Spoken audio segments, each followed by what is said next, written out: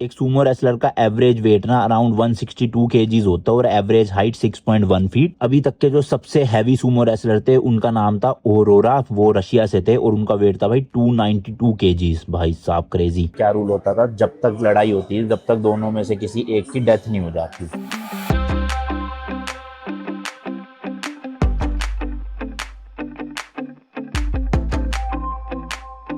तेरे को और नया दिन, एक और नई जर्नी। मैं हूं अभी जापान की कैपिटल टोक्यो में एंड आप देख रहे हो भाई जापान रोड ट्रिप का एपिसोड नंबर 3। फर्स्ट एपिसोड में हम दिल्ली से फ्लाइट लेके टोक्यो, जो कि जापान की कैपिटल सिटी है, यहाँ पे आ गए थे। और सेकंड एपिसोड में आपने देखा कि कैसे मैंने टोक्यो की जो मॉडर्न या फिर एक तरह से एडवांस वाली साइट है वो दिखाई, जैसे कि शिबुया क्रॉसिंग होगी, योयोजी पार्क हो गया, शिंजुकू सिटी हो गई। और आज की वीडियो में मैं आपको दिखाने वाला हूँ टोक्यो की थोड़ी सी ना ऐसे एंशियंट या फिर पुरानी वाली साइट। बेसिकली इस एरिया को कहते हैं आसाकुसा एरिया। फिलहाल मैं काफी लेट हो रहा हूँ, टैक्सी बुक कर रखी है, नीचे जाता हूँ। आने वाली है टैक्सी, बस 2 मिनट दिखा रहा है, इसी रोड पे होगी कहीं पे। हाँ, तो ये जो आसाकुसा वाला एरिया ना, यहाँ पे जो भी साइट्स है वहाँ पे ना आपको थोड़ा जापानीज कल्चर या एंशियंट साइट दिखेगी। जैसे सेंसोजी टेम्पल है, वहाँ जाऊंगा मैं। एक नाइट मार्केट है, वहाँ से सोविनियर वगैरह लूंगा। लेकिन दिन की शुरुआत होने वाली है भाई सूमो रेसलिंग से। जी हाँ, आपको पता ही होगा सूमो रेसलिंग जो है वो जापान का नेशनल स्पोर्ट है और काफी पुराना, मतलब आई गेस 2000 साल से भी पुराना ये ट्रेडिशन चलता हुआ आ रहा है यहाँ पर। तो उसी के लिए मैंने एक शो बुक करा है। यहाँ पे 11 बजे का शो है और मुझे 10:30 वहाँ पहुँचना है। 10:15 ऑलरेडी हो चुके हैं। अब यहाँ से अगर मैं ट्रेन से या मेट्रो से जाता तो 40 मिनट दिखा रहा था, तो इसलिए मैंने को टैक्सी बुक करनी पड़ी। हालांकि बहुत महंगी है, बताऊंगा अभी, बट टैक्सी मुझे 15 मिनट में पहुंचा देगी टाइम से। क्योंकि वो जो सूमो रेसलिंग वाला टूर है ना, उसमें मैंने 10,000 रुपये पे करे हैं और अगर मैं लेट हो जाता तो वो छूट जाती। तो इसलिए मैंने सोचा टैक्सी के थोड़े बहुत और दे देते हैं, बट टाइम से पहुंच जाते हैं किसी तरह। लो भाई, अपनी टैक्सी आ गई है। ये दरवाज़ा देखना ऑटोमेटिक खुलेगा। अच्छा, उधर से खोल दिया, उधर से बैठ जाते हैं भाई, कोई नहीं। चलो चलो चलो जल्दी जल्दी। हेलो 430। चलो जी, यहाँ बेल्ट लगाना ज़रूरी है भाई, पीछे भी। चलो भाई, टैक्सी पे बैठ चुका हूँ, अब होपफुली टाइम से पहुँच जाऊँगा। हाँ, तो मैं ये बता रहा था, आज के इस पूरे शो में ना 2 घंटे का ये शो है जो मैंने गेट योर गाइड से बुक किया। आप भी कर सकते हो। और जापान आ रहे हो तो मैं रेकमेंड करूँगा यहाँ का थोड़ा सा जो कल्चर है उसको एक्सपीरियंस करो आप अच्छे से। तो 2 घंटे का शो है, 11 से 1 बजे तक चलेगा। और इसमें सूमो ट्रेनिंग दिखाई जाएगी, वो क्या खाते हैं, डाइट वगैरह वो सब दिखाई जाएगी। और शायद से ना हमें भी कुछ खाने को मिलेगा, जैसा वो खाते हैं ना, पूरा बाउल, बड़ा सा हॉट बाउल कहते हैं उसे, तो वैसे ही हमें भी मिलेगा। बट अगर वो वेज हुआ मैं तभी लूँगा, अगर वो नॉन वेज हुआ, क्योंकि पता नहीं क्या क्या होता है, तो फिर मैं मना कर दूँगा कि मत दो खाने का मुझे। बट देखते हैं, होपफुली वेज का ऑप्शन हो उसमें कुछ ना कुछ, तो खा लेंगे, ट्राई कर लेंगे। वरना आपको तो चीज़ें दिखाई दूंगा कि जो सूमो रेसलर्स होते हैं वो कैसे, मतलब उनकी क्या दिनचर्या होती है एक तरह से। मतलब मुझे भी नहीं पता अभी एग्जैक्टली क्या दिखाएंगे वहाँ, बट लेट्स गो, चल के देखते हैं। जितनी भी टैक्सी है ना भाई, सब में ऐसे सीट के साइड में ना वो लगा रखा होता है, शीट सा, ये देखो। और ऐसे सीट के पीछे ये लगी होती है स्क्रीन। तो इस तरह की टैक्सी लगती है पूरी। एक आगे बैठ सकता है और मेरे ख्याल 2 या 3 पीछे बैठ सकते हैं। और लगेज की भी इनफ रूम होती है पीछे आराम से। और एक ना ये ट्रे सी लगा रखी होती है सीट के साइड में, तो जब भी आपने पैसे देने हैं इसमें रखने हैं, और वो भी आपको जब चेंज वापस करेंगे तो वो भी इसी में रख के देंगे। ये देखो, इस तरह की कटोरी टाइप। मैंने जो बुक करी है ना, ये बेसिकली मीटर टैक्सी है, तो इसमें देखो आपको प्राइस दिखाता रहेगा। 500 येन प्लस 400 येन जो है वो पिकअप फीस है। तो ऑलरेडी 900 येन लग चुके हैं, अभी लिटरली 2 मिनट भी नहीं हुए मुझे बैठ। तो टोटल मिला के मेरे हिसाब से 2000 येन तो बनेगा, जो इंडिया के मतलब 1100-1200 रुपये बनते हैं। सिर्फ कितने 4 किलोमीटर के लिए है ये। बताओ क्या करें, मजबूरी थी भाई।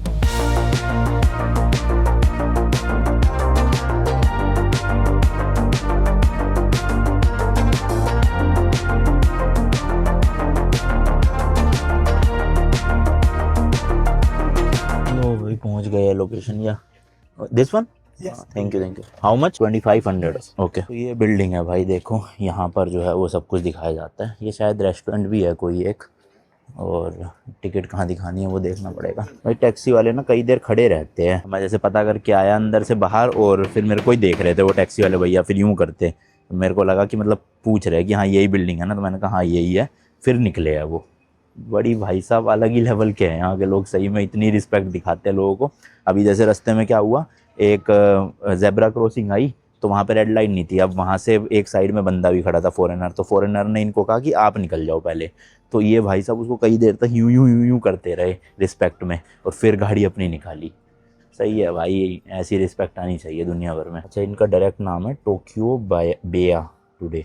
तो एक तो 11 बजे शो होता है और एक शाम को 7 बजे होता है, तो उसका 6:50 वाला है। पर शाम वाला ना ऑनलाइन नहीं दिखा रहा था, मेरे को 11 बजे वाला ही दिखा रहा था। अगर शाम वाला होता तो मैं शाम को ही लेता। वैसे तो जापान में मेरी जल्दी आँख खुलने लग गई है सुबह, क्योंकि इंडिया से 3.5 घंटे का डिफरेंस भी है ना, तो उस हिसाब से मैनेज हो जाता है। बट स्टिल मैं ऐसे शोज़ ना शाम के टाइम ही प्रेफर करता हूँ। मान लो सुबह नहीं उठ पाए किसी रीज़न की वजह से, तो कम से कम मिस तो नहीं होगा शो। तो देखो यहाँ पे शू रैक लगा रखा है, जूते उतार के फिर अंदर जाना है। वो मतलब उनका एक तरह से प्ले वो है फील्ड, जैसे काइंड ऑफ अपने कुश्ती में होता है ना, कुश्ती का दंगल मूवी देखी होगी अगर आपने, तो उसमें भी वो रेडी करते हैं मिट्टी वाला पूरा, उसी टाइप का ही रहता है इनका भी। और वो हमारी बैठने की सीट्स हैं, तो मैंने पता कर लिया वेजिटेरियन ऑप्शन है इनके पास, कह रहे वेज दे देंगे।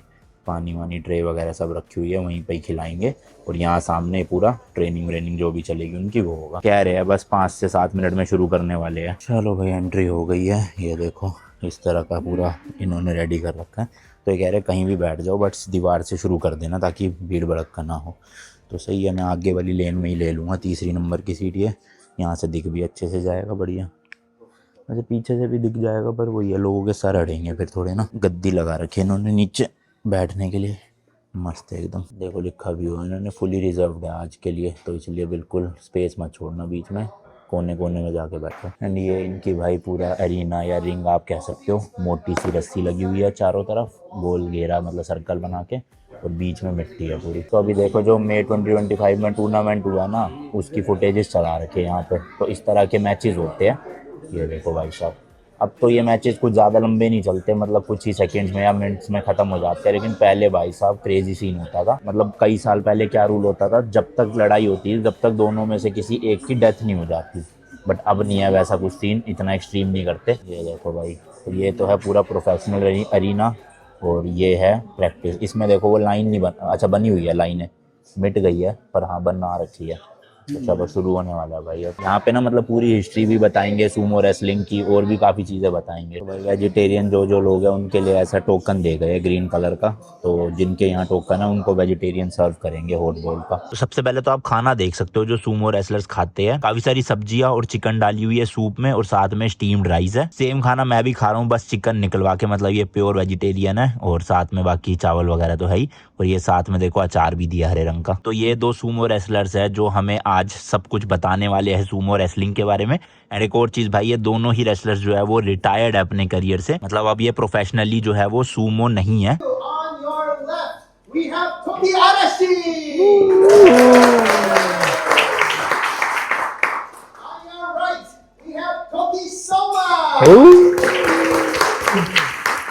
इसलिए आप इनका हेयर स्टाइल देखोगे ना तो काफ़ी छोटे बाल है, जबकि अगर कोई सूमो को प्रैक्टिस कर रहा है या एक्टिव सूमो है तो उनके हेयर स्टाइल डिपेंड करते हैं उनकी रैंक के हिसाब से अलग अलग। और जब उनका रिटायरमेंट हो जाता है तो उस दिन उनके बाल को जो है वो काट दिया जाता है। तो इसी रीज़न की वजह से दोनों सूमो रेसलर्स के बाल जो है वो छोटे हैं, क्योंकि वो रिटायर्ड है दोनों। अब जैसे कि मैंने बताया था कि सूमो रेसलिंग ना 2000 साल से भी पुराना ट्रेडिशन है, अभी ये नेशनल स्पोर्ट्स है जापान का।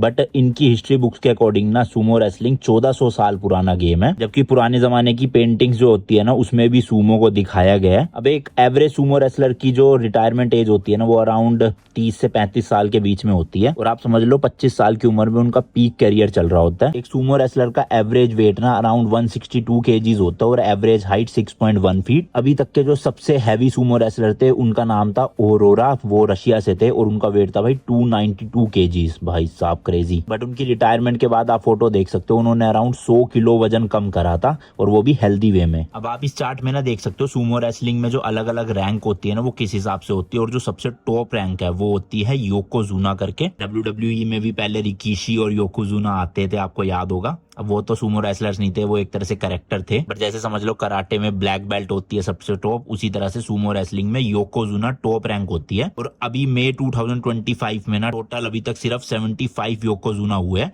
जिसमें से जो 75th है वो तो अभी मई 2025 में ही बने हैं, मतलब लिटरली कुछ हफ्ते पहले। तो ये जो आप पूरा रिंग देख रहे हो ना इसको कहते हैं स्टेबल। अब किसी भी रेसलर को अगर सूमो रेसलिंग करनी है तो उसको किसी ना किसी स्टेबल के साथ जो है वो ज्वाइन होना पड़ेगा, और वहीं पे ही रहना पड़ता है उनको, वहीं पे उनको खाना मिलता है, रहने की जगह मिलती है। तो बेसिकली रूटीन क्या होता है, सुबह उठते ही विदाउट ब्रेकफास्ट जो है वो उनको पहले अपनी प्रैक्टिस करनी पड़ती है, और प्रैक्टिस में वो क्या क्या जो है वो करते हैं वो आप देखो पहले। अब सबसे पहली जो एक्सरसाइज है उसका नाम है सोनक्यो। सेकंड एक्सरसाइज फिर ये करते हैं शीको, एंड ये काफी इंटरेस्टिंग है भाई देखने में, इसमें मतलब बैलेंस बनाना पड़ता है तगड़े वाला बॉडी का। Hitch. Nick.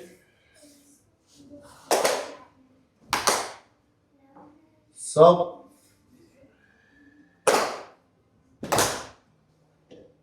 Shake.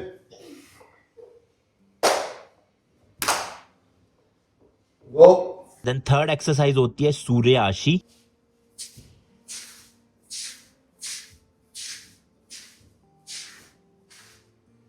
Yo.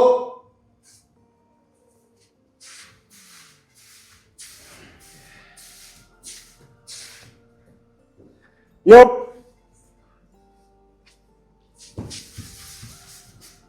Yup.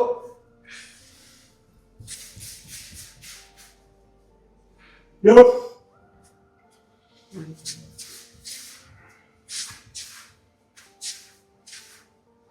Yup.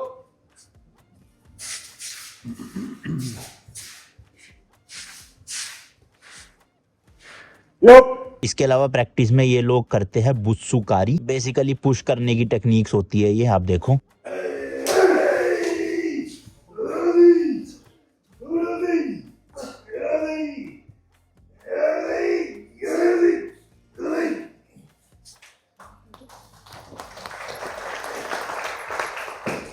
अब यार आपको देख के लगता होगा कि ये जो सूमो रेसलर्स है कितना फैट है इनके शरीर में, कितने अनहेल्दी होंगे, इनको हार्ट अटैक आ सकता है कभी भी, है ना। बट ऐसा नहीं है भाई, बल्कि इसका बिल्कुल अपोजिट होता है। इनका जो भी फैट होता है ना वो इनकी आउटर बॉडी में होता है, जबकि इनके जो इनर ऑर्गन्स होते हैं ना उनके अराउंड में कोई भी फैट इनके शरीर में जमा नहीं होता। और उसके पीछे का रीजन है इनकी एक्सरसाइज और प्रॉपर डाइट। अब भले ही आपको ये लोग दिखने में अनहेल्दी लगते हो, बट ट्रस्ट मी भाई लोग, आप लोगों से ज्यादा हेल्दी होंगे, इवन मेरे से भी ज्यादा हेल्दी होंगे ये। अब सूमो रेसलिंग में ना 3 चीजें जरूरी होती है। एक तो बॉडी का वेट होना चाहिए अच्छा खासा, दूसरा बॉडी में पावर भी होनी चाहिए, खाली वेट होने से क्या होगा, पावर ही नहीं होगी अगर, और तीसरा टेक्निक भी अच्छी होनी चाहिए, तब जाके एक सूमो रेसलर अच्छा सूमो रेसलर या योकोजुना बनता है। अब एक नॉर्मल इंसान दिन में भाई कितनी 2,500-3 हजार कैलोरीज खाता होगा, ज्यादा से ज्यादा 4,000 कैलोरीज इनटेक करोगे। बट एक सूमो रेसलर की डाइट में अराउंड 10,000 से 11,000 कैलोरीज होती है भाई डेली की, तब जाके जो है वो इनका वजन बढ़ता है। एंड जैसे कि मैंने आपको इनका खाना दिखाया था वो सारा का सारा हेल्दी होता है, इसलिए वो जितनी भी कैलोरीज खा रहे हैं ना वो हेल्दी कैलोरीज है एक तरह से,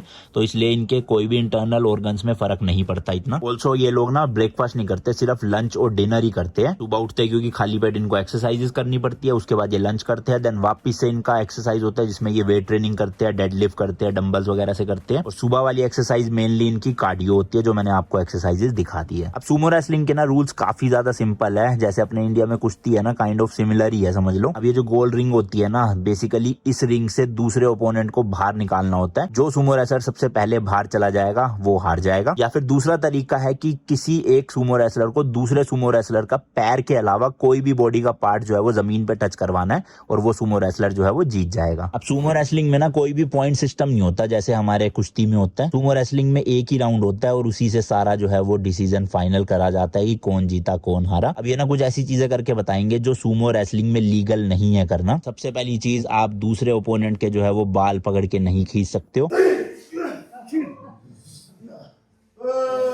इसके अलावा ओपोनेंट की आप आंखों में कोई भी तरह का जो है वो अटैक नहीं कर सकते।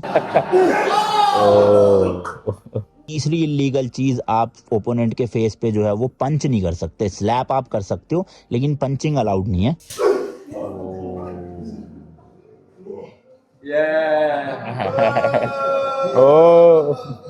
चौथी इलीगल चीज, आप ओपोनेंट के किसी भी प्राइवेट पार्ट पे अटैक नहीं कर सकते।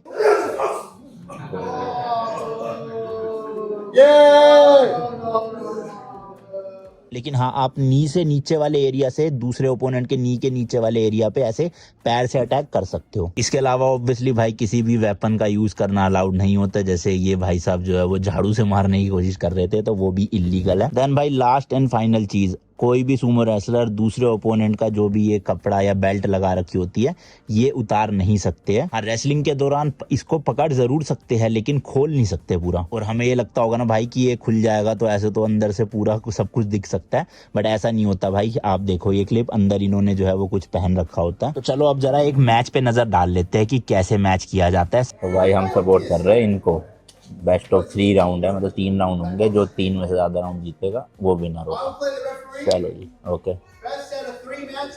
सबसे पहले दोनों सुमो रेसलर्स जो है वो रिंग के अंदर थोड़ा थोड़ा नमक लेके डालते हैं, काइंड ऑफ एक ये ट्रेडिशन है और प्यूरिफाई करना कहते हैं इसको। उसके बाद दोनों ही ओपोनेंट जो है वो ऐसे बैठते हैं और नीचे अपनी जो फिस्ट है वो टच करते हैं, और ये टोटल 3 बार किया जाता है। अब यहाँ पे टाइम की कमी थी इसलिए इन्होंने एक ही बार ये पूरा रिचुअल करा, ना कि 3 बार। और फिर उसके बाद जैसे ही दोनों रेसलर्स जो है वो अपना फिस्ट को जमीन से टच करते हैं, वैसे ही जो है वो मैच शुरू हो जाता है।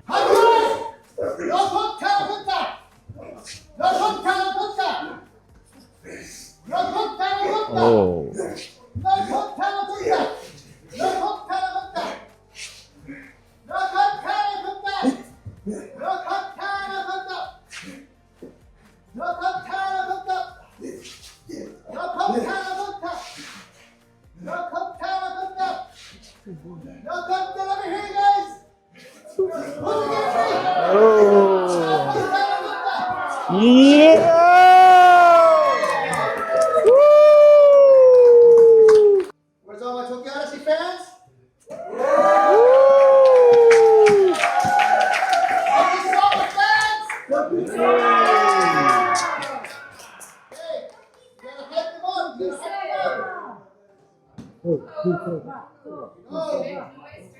Absolutely. Second round. I'm going to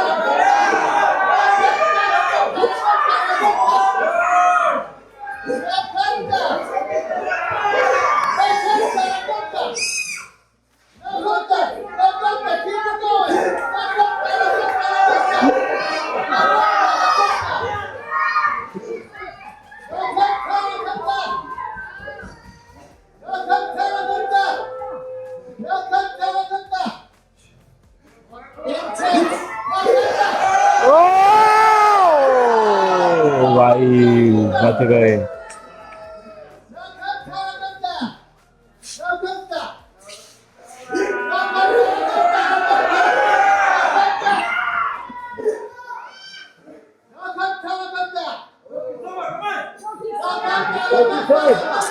उठा के पटको, उठा के पटको, उठा दो, पटक दो।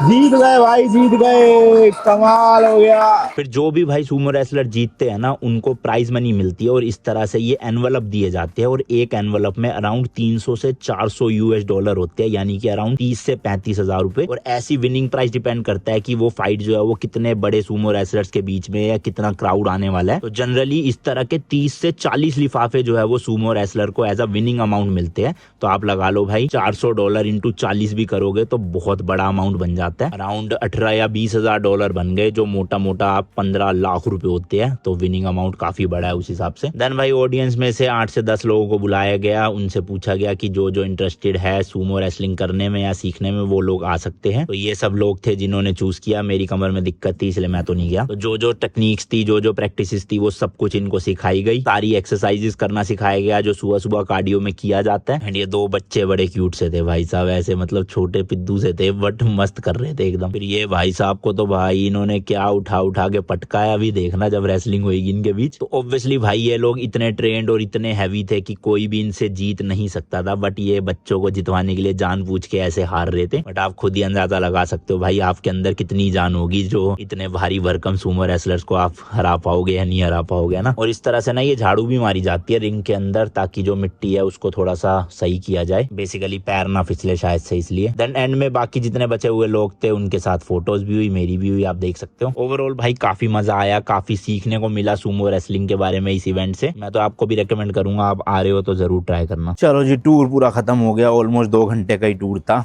एंड कुछ लोगों के साथ भी करवाया वहाँ पे उन्होंने। मैं तो जा नहीं सकता था, मेरे कमर में दिक्कत है, पता चले चटक जाती तो अगला 1 महीना फिर ड्राइव नहीं कर पाता यहाँ, इसलिए मैं नहीं गया। मेरा जाने का बहुत मन था वैसे, बट एंड में फ़ोटो सबकी क्लिक करी उन्होंने तो मेरी भी फ़ोटो आ गई, आप ये देख सकते हो। और अभी मैं जा रहा हूँ यहाँ से सेंसोजी टेम्पल, वही अपना मेट्रो ट्रेन पकड़ के 30 मिनट में पहुँच जाऊँगा। एंड मैं यार ये सोच रहा था मतलब जैसे यहाँ पे जापान में ये अपना जो सूमो रेसलिंग का कल्चर है उसको इस तरह से प्रमोट कर रहे हैं, मतलब एज अ टूरिस्ट एक्टिविटी। हम भी इंडिया में कितनी चीज़ें हैं ना जो कर सकते हैं, मतलब कितनी ऐसी एक्टिविटीज़ है, कितने सारे स्पोर्ट्स हैं। अब आप देखो कुश्ती भी सूमो भी दोनों काइंड ऑफ सेम है, मतलब टैक्टिक सेम है, रूल्स काइंड ऑफ सेम है, मिलते जुलते हैं, मतलब बिल्कुल सेम नहीं है बट हाँ काफ़ी सेम है। तो हम भी इंडिया में कुछ ऐसा कुश्ती से रिलेटेड कर सकते हैं ना, प्लानिंग की, कुछ इवेंट प्लान कर लिया ऐसा कि जो फॉरेनर्स आ रहे हैं उनको ज़्यादा से ज़्यादा पता चले हमारे कल्चर के बारे में, हमारे जो गेम्स हैं उनके बारे में। तो सोचता हूँ इंडिया जाके कुछ बनेगा। मैं तो वैसे भी गुड़गांव से हूँ, हरियाणा में ही पड़ता है भाई, आसपास कहीं ना कहीं तो 100% अखाड़े होंगे ही ऐसे। तो कुछ देखते हैं, प्लानिंग अगर बन जाए तो ये स्टेशन है भाई, कियोशिमी शिराकावा स्टेशन। यहाँ से अपने को लेनी है मेट्रो या ट्रेन जो भी है यहाँ की, और सीधा वो सेंसोजी टेम्पल के वहाँ छोड़ देगी। छोटे छोटे एरियाज़ में और जो गलियों में भी मेट्रो स्टेशन बने हैं ना, वो भी भाई प्रॉपरली वेल मेंटेन्ड है। यहाँ पे देखोगे ना, सफाई सुफाई पूरी कर रखी है अच्छे से। मुझे पकड़नी है ये वाली ओइडो लाइन, OEDO। कल वाला व्लॉग एक बार ज़रूर देख लेना जिन्होंने नहीं देखा, क्योंकि मैंने अच्छे से समझाया है जापान की मेट्रो और ये ट्रेन व्रेन का क्या सीन रहता है, तो उसमें डिटेल आपको ना मिल जाएगी सब। बाकी गूगल मैप पे देखो, जहाँ जाना है वो लोकेशन डालो और गूगल मैप आपको बेस्ट जो भी वे होगा ना, मतलब रूट होगा बस से, ट्रेन से, मेट्रो से, वो सजेस्ट कर देगा। और साथ में प्राइजेस भी बता देता था कि कितने रुपए की टिकट लगेगी वहाँ तक की। ये देखो इस तरह के ना फ़ोटो बूथ लगे होते हैं यहाँ पे। आपको अगर पासपोर्ट साइज़ फ़ोटो वोटो कटवानी हो ना, तो भाई मशीन ही लगा दी इन्होंने, नॉर्मल स्टूडियो की ज़रूरत ही नहीं। अंदर जाओ, सिक्का डालो, खुद से ही फ़ोटो क्लिक करवाओ और खुद से ही जो है वो प्रिंट होके निकल भी जाएगी। 1000 येन की है शायद से, ये देखो, और ये 1100 येन, मतलब 600 रुपये के आसपास है। थोड़ा महंगा बट मशीन ही है सीधा। टिकट लेना भी सिंपल है, बस इंग्लिश लैंग्वेज सेलेक्ट करो, फिर ट्रेन स्टेशन का नाम सेलेक्ट करो। कोरीमोए करके कोई स्टेशन है मेरा वाला, KO प्यूरामाई स्टेशन है मेरा। 180 येन लगेंगे। और सबसे अच्छी बात, आपके पास चिल्लड़ है ना तो देखने की ज़रूरत ही नहीं है सिक्कों में, डायरेक्ट इसमें डालते चलो, मशीन अपने आप कैलकुलेट कर लेगी कि कितने डाले और बचे हुए आपको वापस कर देगी। देखो कोई ज़रूरत नहीं है। तो अब मेरे जो है वो 290 अंदर जा चुके हैं और टिकट थी 180 की, तो ये 110 वापस दे देगा। ये दे दिए, 100 का सिक्का दिया और एक 10 का, और ये आ गई है टिकट भाई, मस्त एकदम। टिकट डालने के लिए भी सिंपल, क्या करना है, बस यहाँ पे डालो, ये यहाँ से निकाल लो और आपकी एंट्री जो है वो हो चुकी है। अब आप जाके अपनी मेट्रो या ट्रेन में बैठ सकते हो। बड़ा ही सिंपल सा है। फर्स्ट डे थोड़ा कंफ्यूजिंग लग रहा था बट अब मैं ऐसे प्रोफेशनल बन चुका हूँ, समझ रहे हो। एंड ये देखो भाई, सीढ़ियों पे इतनी प्रॉपर मार्किंग कर रखी है ना कि उतरने वालों के लिए इस तरफ, चढ़ने वालों के लिए उस तरफ, और बीच में पिंक कलर की स्ट्रिप दे दी। अब ये पिंक कलर इसलिए क्योंकि जिस मेट्रो लाइन से मैं जा रहा हूँ उसका कलर भी पिंक है। और ये येलो स्ट्रिप आपको मैंने बताई थी, जो मतलब थोड़े से आँखों से कमज़ोर होते हैं या ब्लाइंड होते हैं उन लोगों के लिए होता है, ताकि वो डंडी लगा लगा के नेविगेट कर सके स्टेशन में कहाँ जाना है। ये आ गई है भाई अपनी मेट्रो, इसमें ही जाना है और कितने 3-4 स्टेशन ही जाना है, 10 मिनट में पहुंचा देगी। अपनी जैसी भाई दिल्ली मेट्रो है वैसी ही मेट्रो है, कुछ ज़्यादा फर्क नहीं है, सेम सही है। बैठने का है और खड़े होने में ये पकड़ने का है। बाकी यहाँ डिस्प्ले लगी होती है, यहाँ पे आप स्टेशन देख सकते हो नेक्स्ट कौन सा आएगा। जापानीज़ में भी लिखा आता है और इंग्लिश में भी लिखा आएगा कि कौन सा स्टेशन आने वाला है। अभी तो जापानीज़ चल रही है पर ये थोड़ी देर में इंग्लिश में भी आएगा ताकि टूरिस्ट लोग अच्छे से समझ सके सारा। चलो भाई स्टेशन पहुंच गए और यहाँ देखो भाई जो हैंडीकैप लोग हैं उनके लिए कितना ध्यान रखा गया है। सेम ही बटन है ऊपर जाने का, लेकिन 2 दे दिया अलग अलग हाइट पे कि नीचे व्हील चेयर वाले नीचे से दबा सके, क्योंकि ऊपर वाले में हाथ नहीं जाएगा। बताओ, इतना छोटी छोटी चीज़ों का ध्यान है। अब यहाँ से ना भाई सेंसोजी टेम्पल के लिए 11 मिनट की वॉक है, अराउंड 1 किलोमीटर के आसपास ही समझ लो।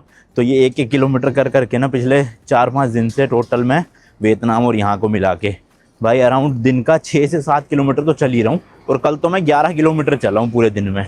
बैंड बज गई थी कल तो। होटल पहुँचा, खाना पैक था, खाना पैक का पैक ही रह गया और मैं बेड पे सो गया। सुबह आँख खुली है सीधा 6-7 बजे और फिर सुबह खाया वो खाना मैंने। इस तरह का एरिया भाई, ये कुछ नॉर्मली एरिया है, तो कुछ ऐसे हाई राइज इतनी बड़ी बड़ी बिल्डिंगें नहीं है, नॉर्मल रेजिडेंशियल एरिया लग रहा है। एंड ये स्टेशन था भाई जहाँ से मैं निकला हूँ अभी। बस देखना भाई कितनी यूनिक है, एक तो छोटी सी, ऊपर से कितनी क्यूट सी लग रही है ना।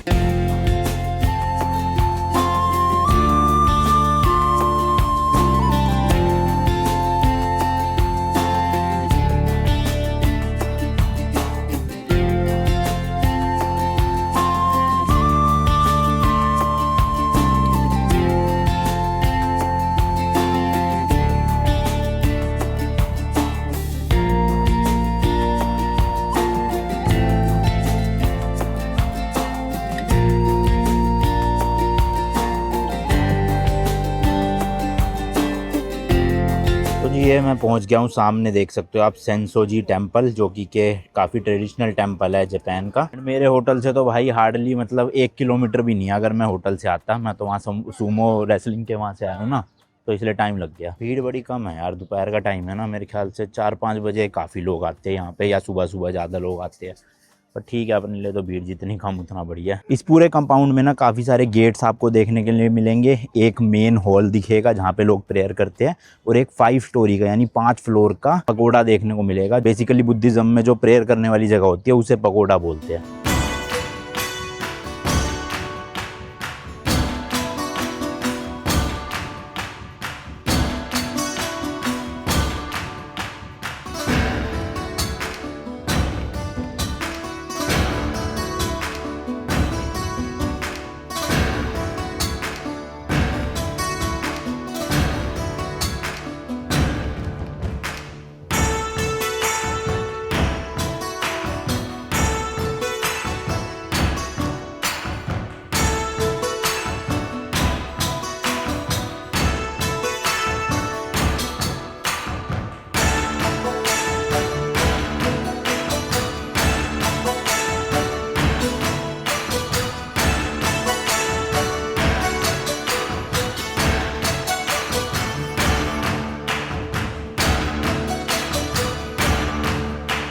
अच्छा भाई, ये टेम्पल ना पूरे टोक्यो का सबसे ओल्डेस्ट टेम्पल है। इसको बनाया गया था 628 एडी में। देख रहे हो कितने साल हो चुके। और स्टोरी ऐसी है कि उस टाइम पे ना 2 फिशरमैन हुआ करते थे, उनको सुमिडा रिवर में ना मूर्ति मिली थी। किनकी? कैनोन की, KANNON, जो कि के गॉडेस ऑफ मर्सी मानी जाती थी। तो उस मूर्ति को रखने के लिए यहाँ पे जो है वो पूरा टेम्पल बनाया गया। अब जब ये टेम्पल बनाना, उसके बाद भाई बहुत बार टेम्पल डिस्ट्रॉय हुआ, कभी आग लगने की वजह से, कभी वॉर की वजह से, वर्ल्ड वॉर 2 के दौरान। तो अभी जो आप ये पूरा स्ट्रक्चर देख रहे हो, ये वर्ल्ड वॉर 2 के बाद जो बना था ना वो स्ट्रक्चर है। और ऐसा कहा जाता है ये जो मेन आप गेट पे लैंटेन देख रहे हो ना भाई, इसका वेट है 700 किलो। जी हाँ भाई, 700 किलो का है ये, हल्का फुल्का मत समझना। और इस लैंटेन के साइड में ना इसको गार्ड करते हैं God of wind and thunder. तो पूरा कंपाउंड तो बहुत बड़ा है, एक बार आपको मैं समझा देता हूँ कहाँ से एंट्री ली और क्या क्या है सब। लेकिन उससे पहले ये क्या चीज़ है भाई, ये देखते हैं। भाई यहाँ पे है ये हाउ टू ड्रॉ ओमीकुजी, शायद ये कुछ प्रेइंग का तरीका है। तो इसमें पहले बोल रहे हैं कि 100 येन आपको डालने हैं इस बॉक्स में, या इस बॉक्स में शायद से, अच्छा ये वाले में। उसके बाद make sure your number and put the stick back. अच्छा, इनमें से कोई नंबर याद रखना है और कुछ स्टिक निकलेगी। स्टिक कहाँ है भाई? स्टिक तो है नहीं भाई साहब यहाँ पे कोई भी। फिर ये लिखा है कि टेक आउट अ शीट। मेरे ख्याल से इसमें सिक्का डालने के बाद कोई स्टिक निकलेगी, और जो उसका नंबर होगा वो ड्रॉर हमें खोलना है शायद से। फिर उसमें से आपको ना एक पर्ची मिलेगी। तो अगर तो उसमें गुड फॉर्च्यून है तो अपना घर ले जाओ और मस्त, मतलब आपके साथ अच्छा होगा। बट केयरलेस और एरोगेंट नहीं बनना वो होने के बाद। और अगर आपके उसमें कुछ बैड फॉर्च्यून निकलता है तो चिंता नहीं करनी है, उस पर्ची को यहाँ टांग देना है। तो इससे क्या होगा, जो भी बुराई बलाई होगी ना आपकी, वो यहीं पे आप छोड़ के चले जाओगे। ऐसा यहाँ लिखा है इनके जो उसमें होगा रिलीजन में। चलो करते हैं भाई ट्राई। बट स्टिक कैसे निकलेगी? स्टिक आएगी कहाँ से, ये नहीं समझ आ रहा। स्टिक है तो इसी में पक्का, सिक्का यहाँ डालना है, ये तो क्लियर है। समझ गया भाई, इसको ना ऐसे पलटना है फिर निकलेगी। तो पहले ये लोग सिक्का डाल देते हैं यहाँ पे। अब इसमें से निकालनी है हमें, चेक करके अच्छे से। हाँ निकल गई भाई, निकल गई। ये आ गई है स्टिक अपने पास। इसमें लिखा है 100 नंबर है, 100। तो 100 वाला दराज हमें ढूंढना है, ये रहा सबसे लास्ट वाला। तो इसमें से जो पर्ची निकलेगी वो देखनी है। चलो आपको तो क्या ही दिखाऊंगा, पहले मैं ही देख लूँ भाई। Let's see. अरे बहुत सारी पर्ची है इसमें तो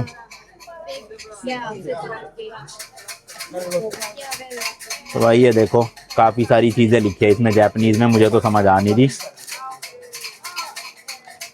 अच्छा, इसके पीछे लिखा हुआ है भाई इंग्लिश में। पहले ये स्टिक वापस डाल देते हैं। तो भाई अपना निकला बैड फॉर्च्यून, और यहाँ लिखा भी हुआ है, बट चिंता की बात नहीं है, बैड फॉर्च्यून निकला है तो हमें ये यहाँ लटका के जाना है, तो जितनी भी बुरी चीज़ें होनी होगी वो यहीं छूट जाएगी, समझ रहे हो। ये देखो इस तरह की बना के बस यहाँ गांठ मार देनी है। चलो जी, ये लटका दी अपनी। अब सारी बुरी बलाई हमने यहीं छोड़ दी, जापान में ही। बाकी ये एंट्रेंस गेट था, जैसे कि मैंने बताया, बीच में वो लैंटेन सा लगा हुआ है, 2 साइडों में लगे हुए हैं।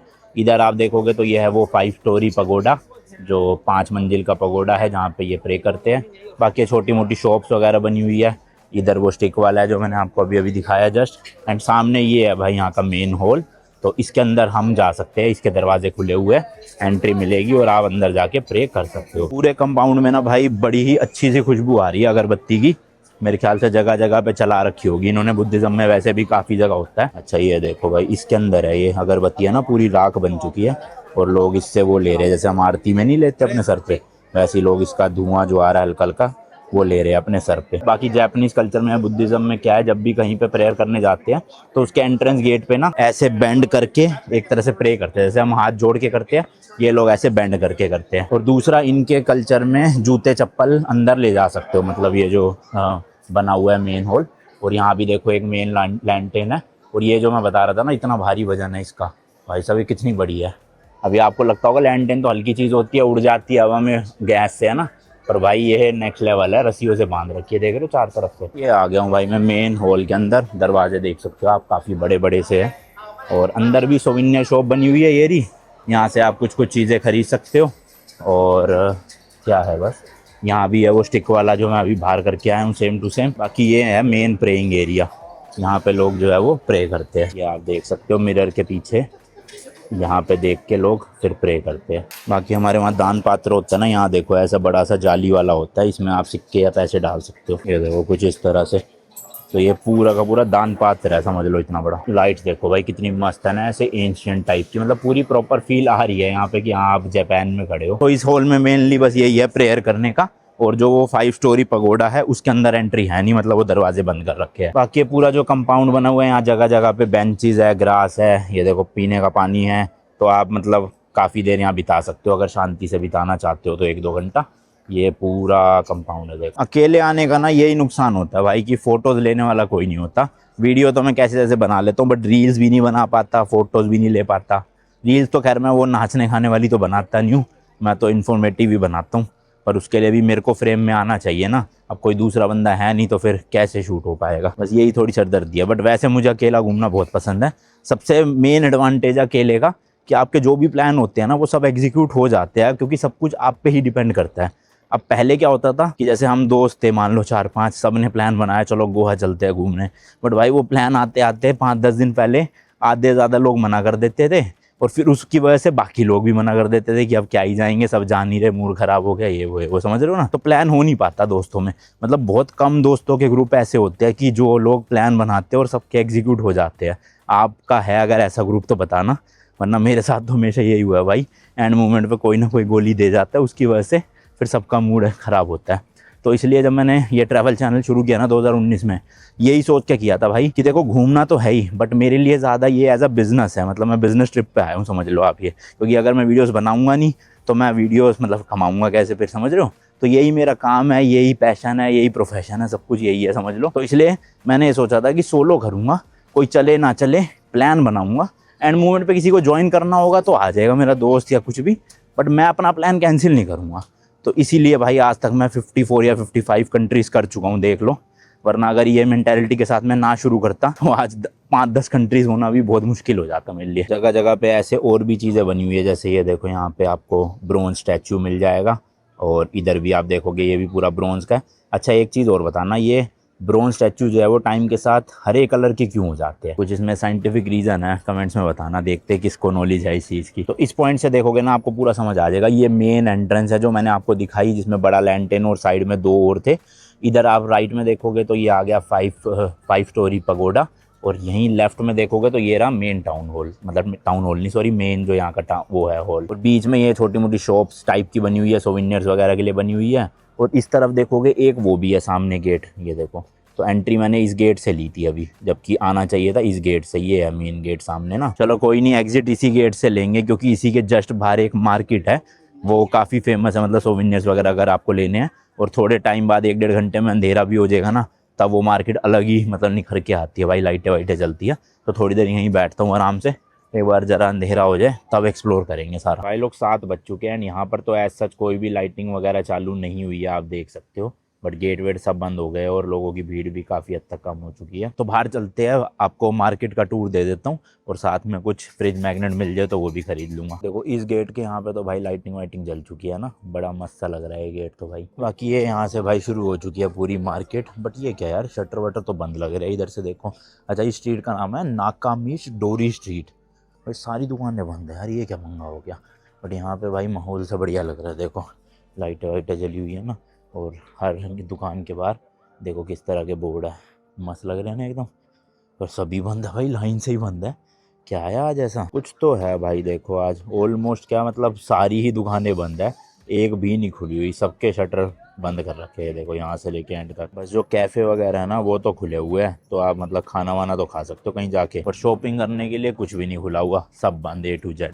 मेरे को लग रहा है मेरी किस्मत में नहीं है भाई ये फ्रिज मैग्नेट लेना। वियतनाम में भी नहीं ले पाया, भूल गया, और अब यहाँ पे टोक्यो में भी यही सीन चल रहा है, पता नहीं क्या दिक्कत है। ये मार्केट ना लेट 17th सेंचुरी में बनाई गई थी, तो ये पूरी ना टेम्पल की ही ज़मीन हुआ करती थी। और उस टाइम पे ना लोगों को परमिशन मिल गई थी कि आप लोग यहाँ पे दुकानें बना सकते हो, और इन रिटर्न उन लोगों को टेम्पल की पूरी मेंटेनेंस करनी पड़ती थी, साफ़ सफाई वगैरह। तो वहाँ से ये पूरी मार्केट शुरू हुई एक तरह से आप कह सकते हो। उसके बाद 1923 का एक बहुत ख़तरनाक अर्थक्वेक आया था, उस दौरान ये सारी की सारी दुकानें भाई टूट गई थी। देन वापस से इन दुकानों को बनाया गया। ये चलते चलते भाई एग्जिट गेट आ गया, और ये जो पूरी स्ट्रीट है ना यहाँ से लेकर वो सामने देखो सेंसोजी टेम्पल तक जा रही है। अराउंड 250 मीटर की है ये, 250 मीटर लंबी, मतलब लगभग लगा लो 2 या 2.5 क्रिकेट ग्राउंड के जितनी जो है वो ये है। क्रिकेट ग्राउंड अगर आप पिच से देखोगे बाउंड्री तक अराउंड 80 मीटर के आसपास होती है। तो 3 क्रिकेट ग्राउंड मतलब 3 बाउंड्रीज के जितनी जो है ये पूरी स्ट्रीट है, और काफ़ी सारी दुकानें बनी हुई है। पर बंद क्यों है वो मुझे अभी भी नहीं पता चला। एक ये खुली हुई दिखी तो है भाई देखो, पर यहाँ भी सफाई सफाई चल रही है अंदर अभी। ये वाली बिल्डिंग देखना भाई साहब, मतलब कितनी यूनिक सी लग रही है ना, स्पेशली लाइटें वाइटें जल गई ना, अलग सी दिख रही है। ब्लैक और येलो लाइट की वजह से अलग ही कॉम्बिनेशन आ रहा है। तो भाई मैं खाने आ गया हूँ डोसा। अब वेजिटेरियन ऑप्शन में डोसा बेस्ट रहता है भाई, एक ही चीज़ ऑर्डर करो और पेट भर जाता है। एंड रेस्टोरेंट का नाम है आंध्रा किचन, ओकाची माची करके जगह पे है कोई।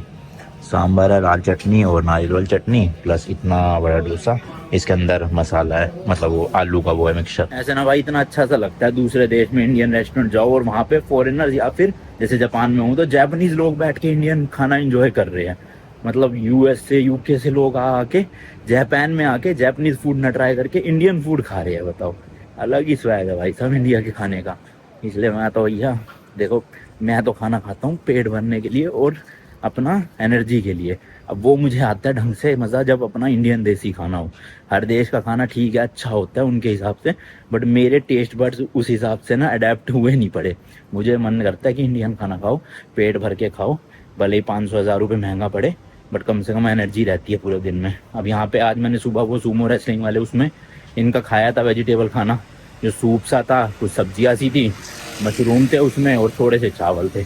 अब वो एक बार को खाने को तो बंदा देखो ट्राई कर लेगा, कोई दिक्कत नहीं है, पर रोज़ रोज़ वही सेम चीज़ अपने बस की तो नहीं है भाई। और जैसे सुशी वगैरह भी कौन ही रोज़ खा पाता है। एक बार कभी ट्राई कर लो ठीक है, पर एक महीने में 30 दिन तो मैं खाऊंगा नहीं यहाँ का खाना। उसमें तो अपने को चाहिए इंडियन खाना। और अपने इंडियन इस मामले में अच्छे है कि भाई दुनिया भर में फैले हुए और इंडियन रेस्टोरेंट खोल रखे हैं सबने, तो अब खाने की दिक्कत तो मोस्टली कंट्रीज़ में नहीं होती इंडियन।